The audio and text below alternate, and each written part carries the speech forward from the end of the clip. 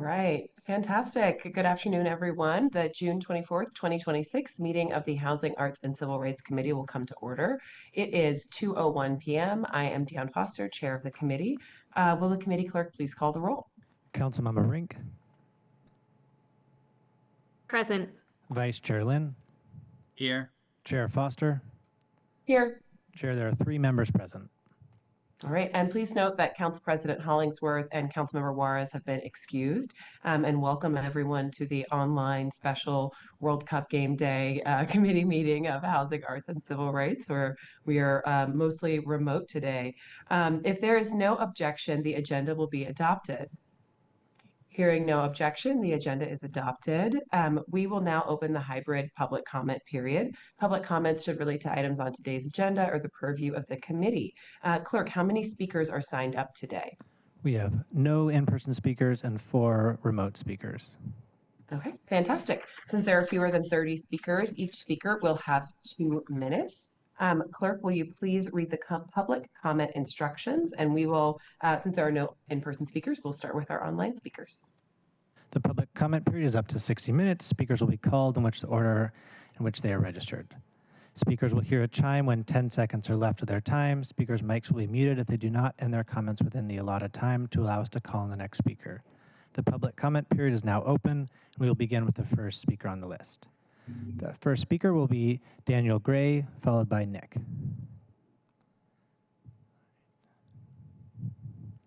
Okay, and Clerk, do we need to give Daniel instructions to get off mute? Yes. So let's see, Daniel should be allowed to talk, and press *6 when you hear the prompt. And you've been unmuted. Thank you. Good afternoon. My name is Danielle Gray. I would like to ask this committee for an audit of all rent increases in Office of Housing's portfolio since 2023, and to publish all operating budgets to the city's open data portal. For years, Seattle's Housing Levy Oversight Committee has discussed that regulated affordable housing rents are often not actually affordable. Meeting minutes state that market rate rents and restricted affordable rents are overlapping, where restricted rents can be higher than actual market rates. They decided to address these high rents through underwriting. But this approach isn't new. Many existing land covenants already include controls on rent increases. Yet, while OH has been acknowledging that rents are too high, they have also been advising their projects to increase rents above land covenants. Looking at one project before a debt restructuring, the city attorney's office actually described as an enormous cash out, the land covenant tied rent increases to equitable shares of operating costs. And we cannot take increased operating expenses at face value. I'll comment more on this at a later date. After the cash out, the covenant changed to a CPI increase, or approximately 4% a year. Yet tenants have seen roughly 35% rent increases over 3 years, with another increase expected soon. The land covenant also has directions on what to do when tenants have been overcharged. Please publish project budgets to open data, and please audit the rent increases for compliance with land covenants. Ending with the August 2025 Housing Levy Oversight Committee minutes, I quote, "Because developers are finding they are having trouble leasing up oversupplied unit types, some are trying to get public funders to take on those projects, so the public absorbs the risk and financial loss instead of the developers who built the building. Thank you." All right, our next speaker will be Nick, followed by Alberto.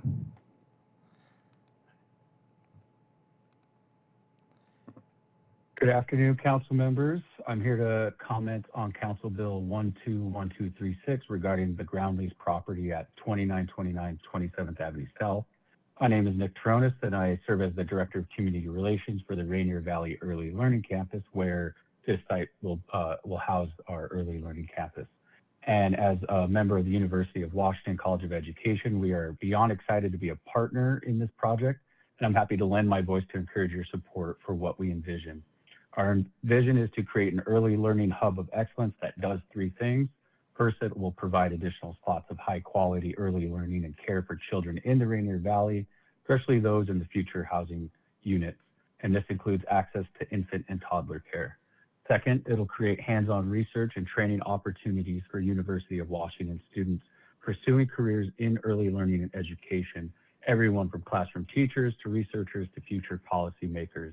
And this is the main pillar of our project, to create a systemic and sustainable program to diversify and strengthen the early learning workforce here in Seattle and our state.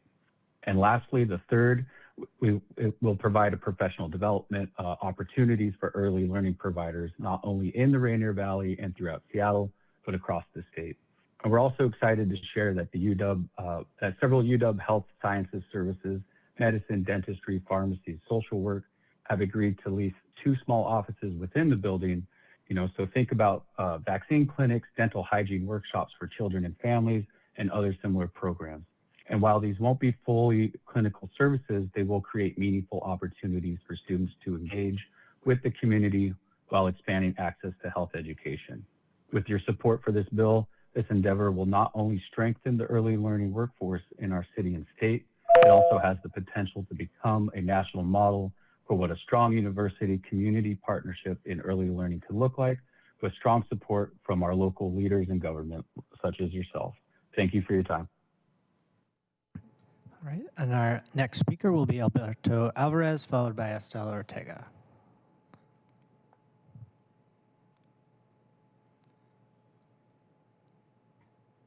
Thank you. Council makes these rules about voicing opinions on campaign issues or judicial matters. Fact is, both are protected speech. Example, there are council members who grandstand on the dais about their own campaign issues, using our public dollars to grant TV and radio interviews, reciting their talking points, and using up government time to hold press conferences to polish their image. To then tell the public that they cannot come to these chambers to openly disagree and criticize council members is arrogant and in violation of our freedoms to hold you all accountable.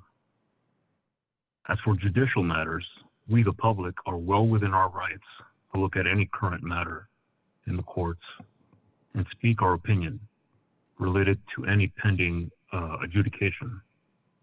The limit to comment on court matters is only on you as politicians who might be involved in such a court case. However, the public has God-given rights to speak their piece. All this to say that council should strike these rules that limit free speech from the public. Politicians have the right to feel embarrassed or the right to feel ashamed. Council has no right to tell us we can't criticize members for their political platform. Thank you all and have a good day. Our final speaker is Estela Ortega.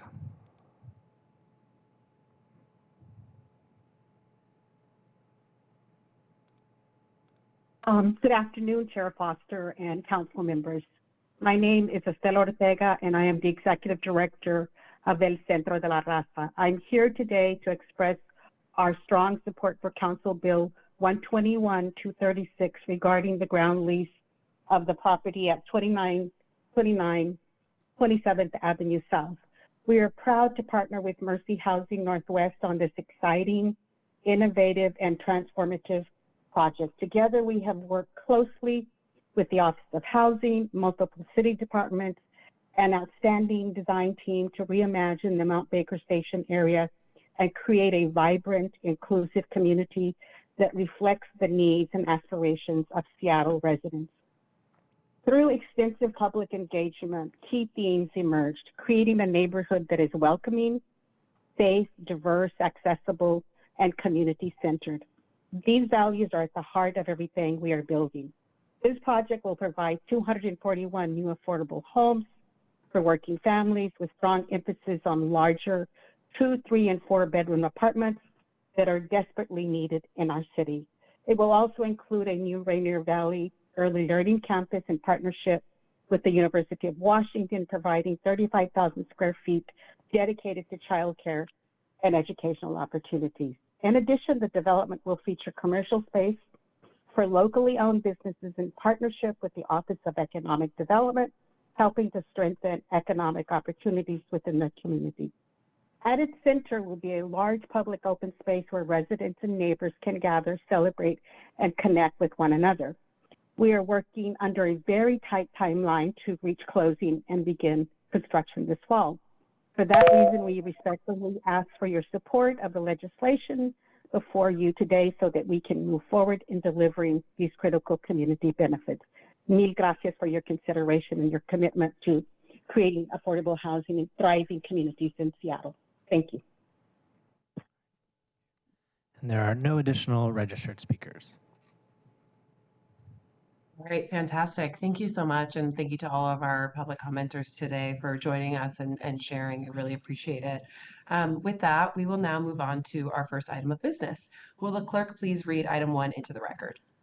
Agenda item 1, Council Bill 121218, an ordinance relating to housing for low-income households, adopting the 2023 Seattle Housing Levy Administrative and Financial Plan from program years 2026 to 2028, adopting housing funding policies for program years 2026 to 2028 for the 2023 Seattle Housing Levy and other fund sources, authorizing actions by the Director of Housing regarding past and future housing loans and contracts, and ratifying and confirming certain prior acts. For briefing, discussion, and possible vote.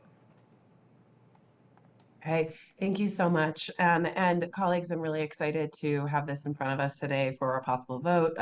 We are going to be voting on updates to the housing funding policies and administrative and financial plan, which directs how the Office of Housing administers their housing funds, including housing levy resources, MHA resources, and Jumpstart dollars.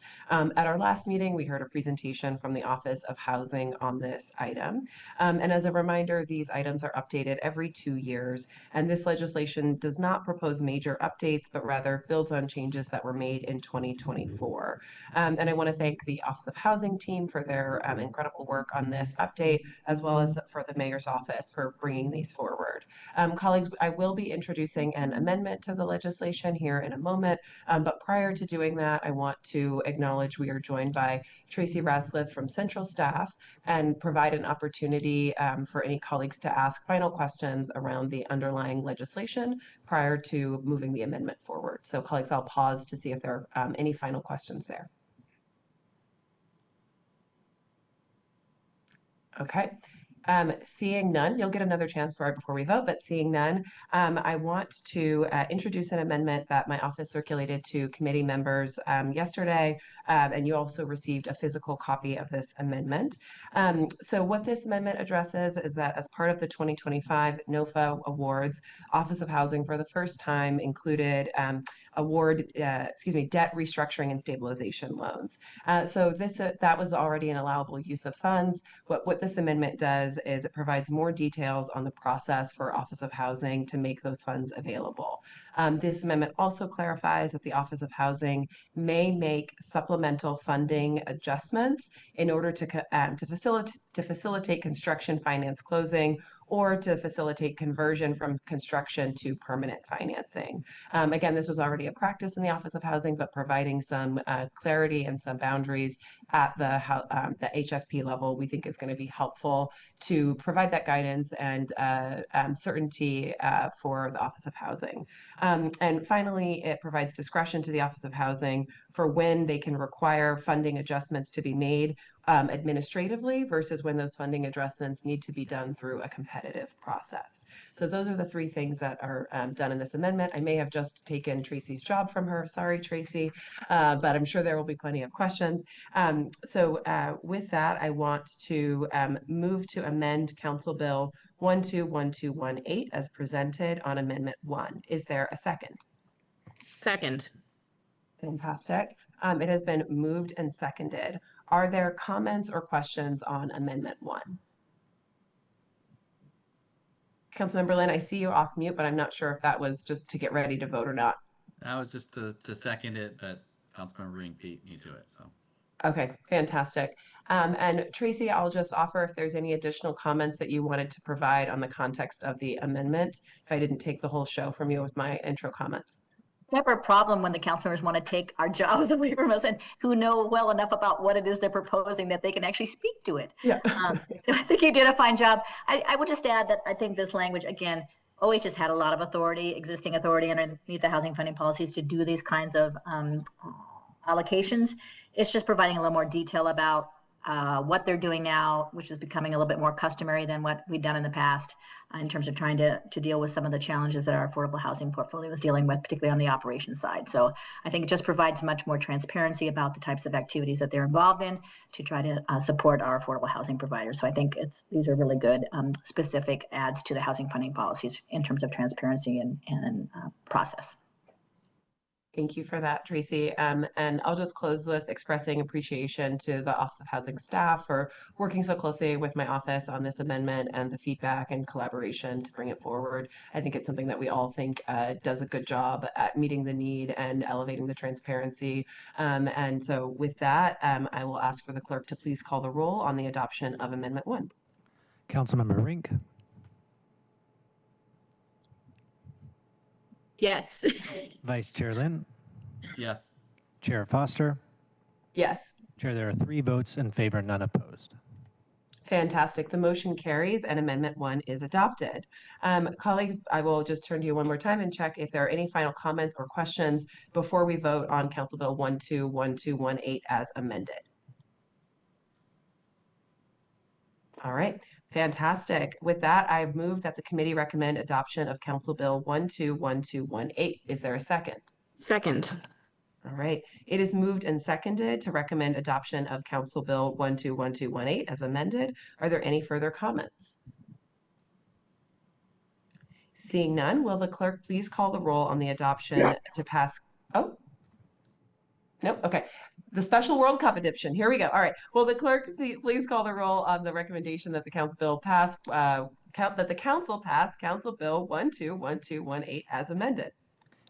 Councilmember Rink, Yes. Vice Chair Lynn, Yes. Chair Foster.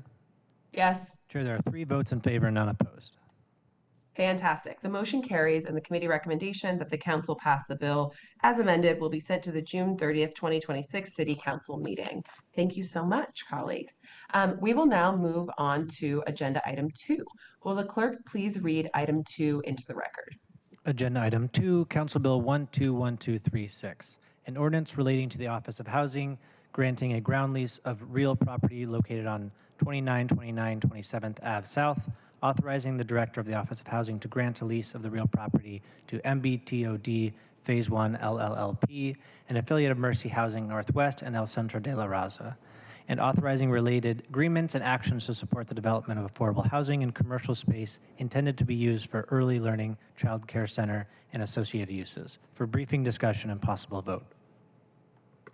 Fantastic. Thank you so much for that, Clerk. And we'll be hearing in just a moment from Interim Director of Office of Housing, Andrea Akita, and Jessica Gomez, and they'll be presenting on this bill and joining virtually. But prior to when I hand it over to them, I just want to say a few words about the next 3 bills that are in front of us. And I'm excited about each of them for different reasons, but they each demonstrate the opportunity for us to take on important work related to affordability in our city, as well as to promoting homeownership and really high quality of living for our residents who are accessing housing through our Office of Housing portfolio.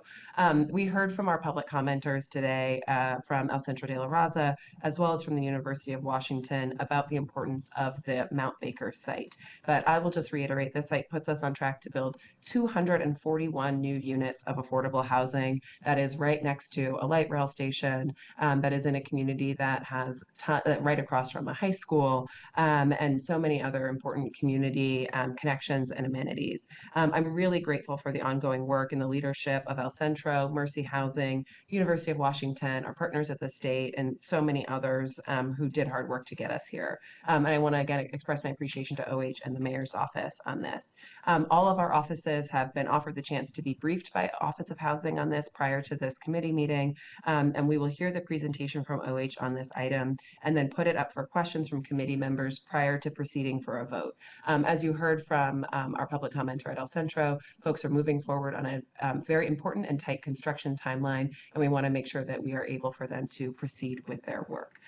With that, I am really pleased to hand it over to OH, who will share more details about this really important project. And I should acknowledge, and I'm so excited that to have Vice Chair Lynn, obviously, as this is taking place right in the heart of his district in District 2. So looking forward to this presentation and conversation today. Office of Housing team, over to you. Thank you very much, Chair Foster, and good afternoon, council members. I'm Andrea Akita, the Interim Director of the Seattle Office of Housing, and I'll have Jessica introduce herself. Good afternoon, everybody. Jessica Gomez from the Office of Housing on the Policy and Planning team. Great. I'm very pleased to be here this afternoon with my colleagues from the Office of Housing, and I'm exceedingly proud of the work that we're doing at OH, where we partner to create affordable housing by equitably investing to prevent displacement and increase opportunities for people to live in Seattle. Our work and our commitment is driven by a vision that I know is shared by council members for our city to be a place where everyone has a healthy and affordable home. And we're excited to share progress on several projects that further OH's vision and mission. So first up, the redevelopment of city-owned sites adjacent to the Mount Baker Light Rail Station, a significant community, public, and private collaboration. The legislation for your consideration will authorize the Office of Housing to execute a 99-year ground lease for the first phase of redevelopment, with a lease term that requires the development and operation of 239 units of affordable housing for households with low incomes, along with dedicated space for an early learning research facility. I'll hand it over to Jessica, who will walk you through the steps we've taken to date and the actions that will follow. Great, thank you so much, Andrea. So this is a brief look at our timeline. So just going back a little bit to refocus everybody. In June of 2020, the University of Washington transferred the sites to the city of Seattle with a vision to develop affordable housing, education, research, and clinical uses, including early learning and care on the site. The site consists of 3 parcels totaling 3.79 acres. And later on in June of 2023, the Office of Housing published a request for qualifications. And later in October of 2023, a request for proposals was published. In July of 2024, Mercy Housing Northwest and El Centro de la Raza were designated and awarded phase 1 and 2 for an all-affordable rental project. This month, demolition begins on the large laundry site building, so we're very excited about that. This fall, in October 2026, construction closing will happen with the University of Washington Rainier Valley Early Learning Center going on the ground floor and 239 units of affordable housing with 2 manager units, so equaling 241 units will start. In phase 2, we'll start right after that with pre-development starting right after closing in October, hopefully starting pre-development in later last quarter of 2026 with an estimated goal of 191 units. Next slide. The project location, just to make sure everybody can see the map and get acquainted, it is in the Mount Baker neighborhood, right outside the light rail station. And on the right side, you can see the parcels outlined in yellow. Next slide. This is the 3D rendering of the vision for the site. There are 4 buildings in total. This development will integrate the surrounding community by making it accessible to transit riders, community members, and those going to the Rainier Valley Early Learning Center that's owned and operated by the University of Washington. Next slide. The project overview, as I mentioned earlier, Mercy Housing and El Centro de la Raza are the developers. This is a beautiful partnership coming together. We're really excited about that. A total of 239 affordable units. Close to 60% of all the apartments will be 2, 3, and 4 bedrooms. 30% AMI apartments are all family-sized apartments with 2 bedrooms and above. There will be a community preference applied to the project addressing displacement pressures, and the Rainier Valley Early Learning Center will be owned and operated by the UW, which will occupy the phase 1 ground floor. The project will utilize a community workforce agreement during construction for phase 1 and then again for phase 2. Next slide. And finally, the ground lease considerations before you today. This ground lease would allow the city to continue ownership in perpetuity while the developer would own and operate the development constructed above. Thank you for your consideration, and we're open for questions. Thank you so much for that fantastic presentation. And again, just will express my excitement about this opportunity in front of us and to vote on it today. I did want to just do a quick clarification, and I think you already hit on this. I think, I'm not sure if it was Jessica or Interim Director Ankita, if you heard myself or our commenters say the number 241, and then you heard OH say 239, the difference is the 2 management units that are in the building. So I just wanted to make sure that that was clear for folks when we're talking about the number of units. There are 241 overall, 239 that are going to be in this sort of subsidized affordable bucket, and 2 to make sure that we've got on-site management to make sure that we have all the support that the residents need. So wanted to lift that up for you, colleagues, and again, express how important this is going to be. Also, the provision of open space in a location where it's just very much needed. With that, colleagues, I will open it up for questions.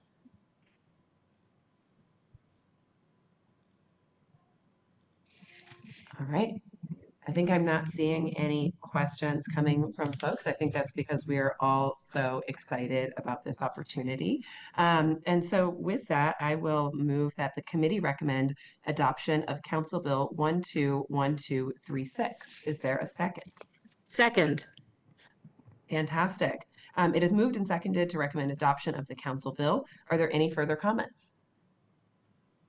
All right, will the clerk please call the roll?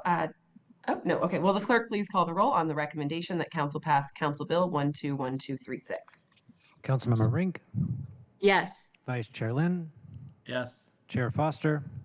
Yes. Chair, there are 3 votes in favor and none opposed. Fantastic. The motion carries and the committee recommends that the council pass the bill. Excuse me, the committee recommendation that the council pass the bill will be sent to the June 30th, 2026 City Council meeting. Thank you so much to our folks from OH one more time for all the work that you've done on this over the last several years. I know it's been a huge undertaking and we cannot wait to see shovels in the ground later on this year. With that, we will move on to agenda item 3. Will the clerk please read item 3 into the record? Agenda item 3, Council Bill 121237, an ordinance relating to the Seattle Office of Housing, placing acquired real property in the Montlake neighborhood under the jurisdiction of OH, authorizing OH to issue a competitive request for proposals for selection of a preferred developer and to execute and deliver a contract for transfer of land, deed, and related documents to the selected developer, and ratifying and confirming certain prior acts. For briefing, discussion, and possible vote. All right, thank you so much. And so we will be joined this time by Interim Director Ankita, excuse me, I just blended your first and last name. Interim Director Ankita, along with Joy Hunt from the Office of Housing. And before we have them introduce themselves and walk through this ordinance, I just want to say, committee members, as you all know, I'm really excited about the opportunities that affordable homeownership in particular plays for our city as an opportunity to create permanence and stability for families. And this is, I think, an especially exciting opportunity because of the location in what we would sort of call, a high opportunity neighborhood. And that is not a place where we often get the opportunity to build affordable housing units and a particularly affordable home ownership units. So we will hear more from the OH team about that momentarily. And before we do that, I want to just express my gratitude to our partners at the state, including our 43rd Legislative District delegation and staff at WSDOT for working this year for the work that Director Ankita will talk about that allows us to lease the site during pre-development and permitting to keep this project moving forward. And colleagues, I will also just share with you a little bit of information about pre-introduction changes that my office worked alongside the Office of Housing on. So after we reviewed the transmitted legislation, we've made the following changes. We added a term sheet to the ordinance, which is consistent with past practices from the Office of Housing. The term sheet contains basic provisions for the future homeownership project site, including that it will serve households at 80% or below AMI, and that the project will be affordable for at least 50 years. OH was already looking at homeownership for this site, and this edit just makes that more explicit in the legislation. We also added a provision that OH will prioritize project proposals that spoiler alert, surprise, include a significant number of family-sized units, as that continues to be a priority for all of us. And then finally, a provision that selected proposal will address pedestrian safety and environmental impacts. And we'll hear more about that in the presentation later, but we wanted to make sure that the future development of this site was taking the surrounding area into consideration. So again, I want to express my appreciation to the OH staff for working with us on making those changes pre-intro. And with that, I will now hand it over to Joy and Director Akita. Thank you, Chair Foster. And thank you for expressing so much gratitude to all the folks who have been involved in getting us to this particular point in time. I want to also thank our OH home ownership team, our policy and planning team, and the city's Office of Intergovernmental Relations. This legislation will bring affordable homes to a community where home ownership has been far out of reach for households with low incomes. And in the Montlake neighborhood, the Office of Housing has the opportunity, as you've described, to purchase a site from the Washington State Department of Transportation, WSDOT. The legislation before you authorizes OH to purchase a site for no more than $6,050,000. The property would be placed under OH's jurisdiction for the purpose of creating 50 or more permanently affordable for-sale homes through a competitive request for proposal RFP process. And upon completion of a successful RFP process, OH is authorized to transfer the site to the developer to steward the homes, ensuring that they remain affordable. Hello, everyone. I'm Joy Hunt with the Office of Housing. Thanks for having me here today. I have a couple of framing slides, and then we'll jump into the specifics of this exciting opportunity at Montlake Homes. OH's investments in permanently affordable homeownership accomplish several key goals, including displacement prevention and ensuring essential workers can live in the communities they serve. These are also investments for the long term. OH-funded homeownership homes must maintain affordability at resale for at least 50 years, and we prioritize funding investments with proposed affordability for 99 years or more. Next slide, please. Buyers of permanently affordable homeownership homes make no more than 80% of area median income at initial sale. Serving households below 80% of area median income is critical for homeownership for many reasons, one of which is that it supports our racial equity goals, since we know median income is lower for households from communities that have historically experienced redlining and other forms of discrimination. To ensure there's a band of buyers eligible to purchase permanently affordable homes, prices are typically set to be affordable to buyers who make 60 to 65% of area median income. This affordable pricing means no more than 35% of pre-tax income may be used for housing, which for homeownership includes principal, interest, property taxes, insurance, HOA dues, and any stewardship fees. To put these numbers in practical terms, in today's market, permanently affordable homeownership homes generally range from $250,000 to $350,000, with 1 and 2 bedroom homes typically in the high 200s, and 3 and 4 bedroom homes selling in the low to mid 300s.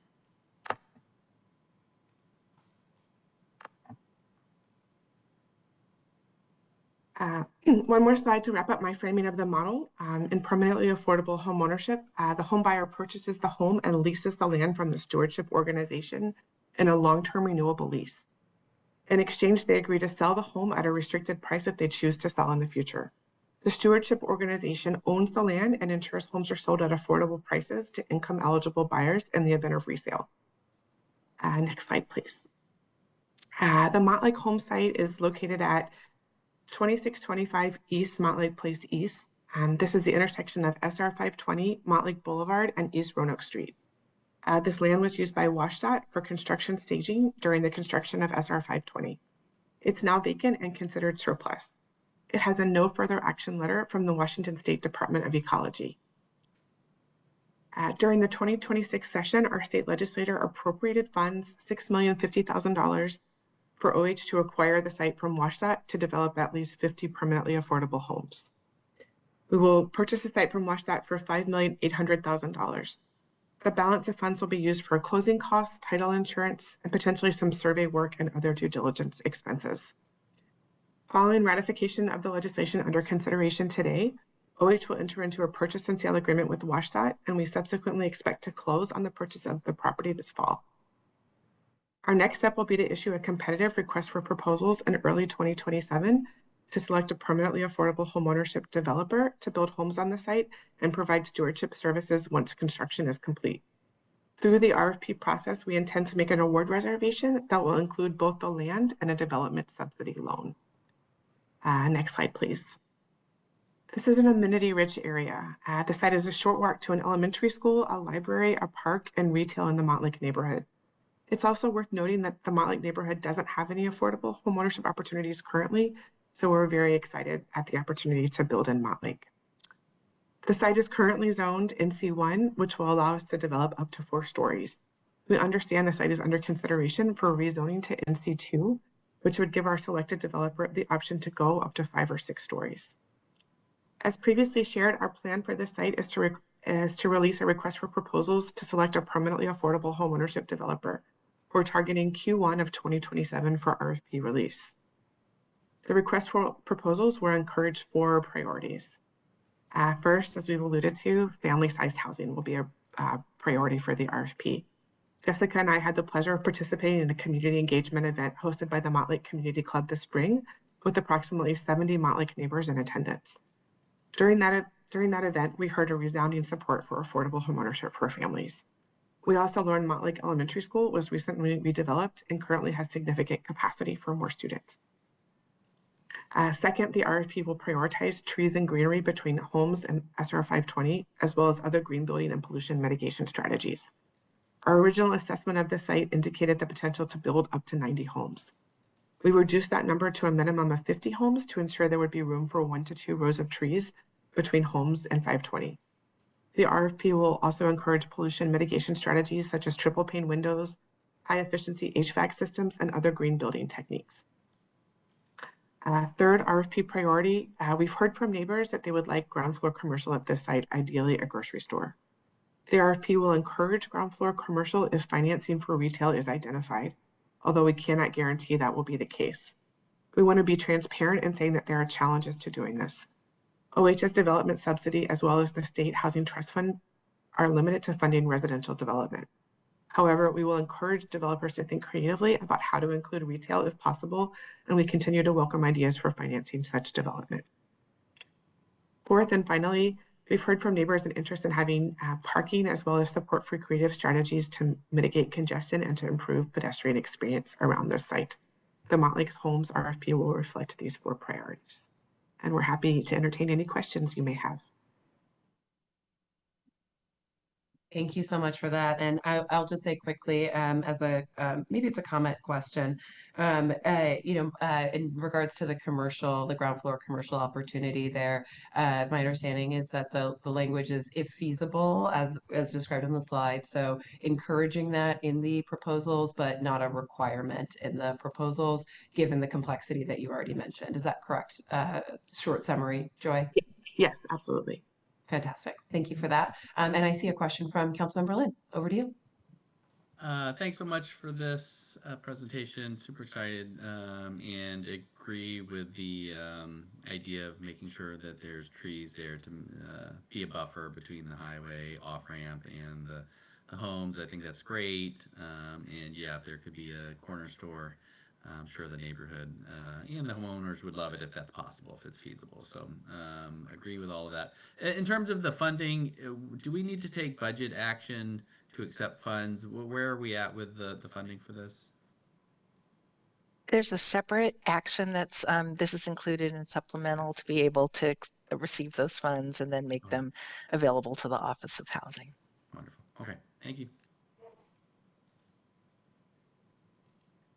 Okay, thank you so much for that, Councilmember Lynn.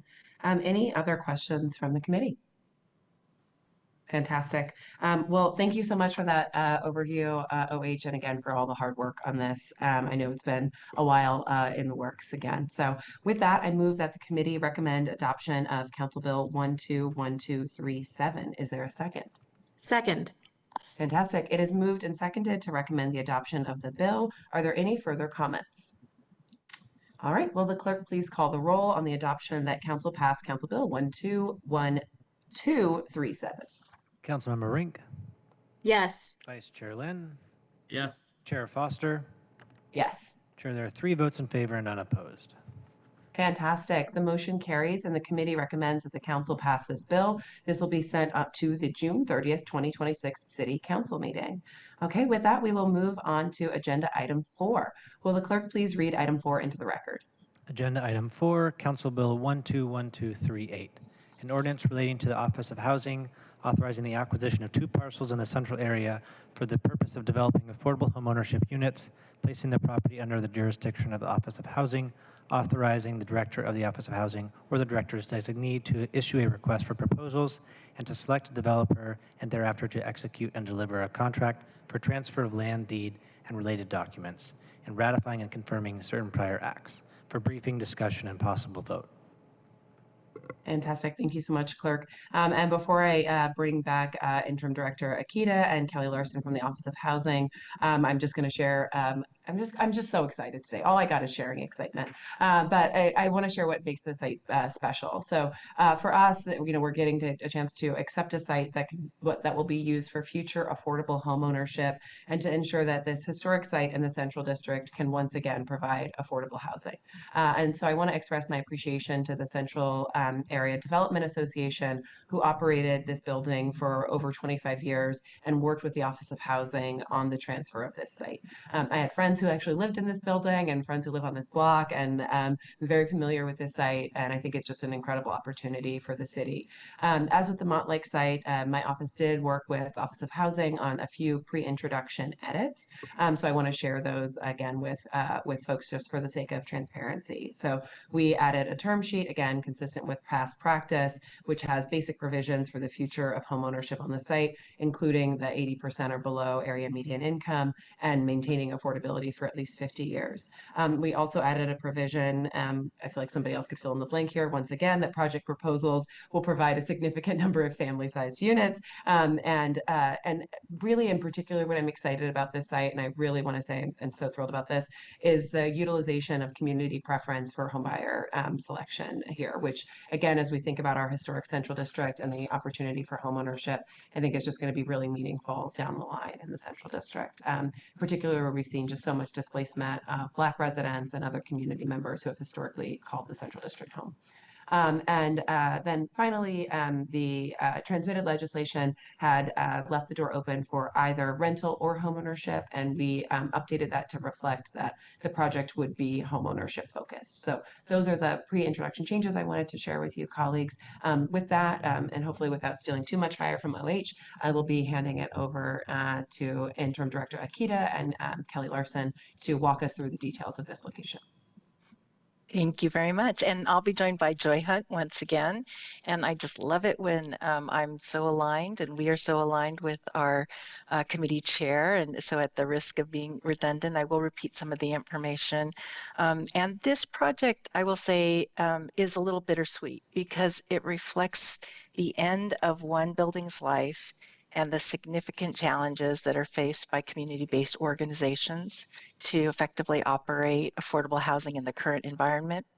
And at the same time, it offers us hope for a future vision at the site that upholds a commitment to the legacy of the central area that has been core to CADA's work in their community and in this place. So the proposed legislation before you authorizes the Office of Housing to acquire 2 parcels in the central area for the purpose of developing permanently affordable home ownership. OH will enter into a settlement agreement accepting the deed to the Harvey apartments in lieu of foreclosure and purchase the adjacent parcel to the apartments. We will conduct a competitive request for proposal process for the redevelopment of these sites. In the next slide, please, I'll provide some background and context for the proposed action. In 1999, the Central Area Development Association, CADA, acquired the Harvey Apartments along with an undeveloped parcel of land that's next door to the apartment building. And as Chair Foster noted, for more than 25 years, CADA owned and operated the Harvey, providing affordable rental homes in the heart of the central area. And this was made possible in a very small part with, over time, $1.2 million of financing from the Office of Housing. The Harvey is an old building, and CADA was able to maintain the building, but the physical condition has severely deteriorated over time, and this has eventually led to the building being underutilized. Occupancy has declined, and by July 2025, all the remaining tenants have been relocated to other affordable homes. After exploring options for transfer or sale, CADA and OH have reached a settlement agreement which necessitates the proposed council action. Next slide, please. So this gives you a view of where the properties are located. The parcels are situated at the corner of 27th Avenue East and East Cherry Street. And in this slide, you can see Cherry Street at the top of the photo, and the red rectangle outlining what's labeled as Parcel A is the Harvey Apartments, and beneath that is the vacant adjacent property labeled Parcel B.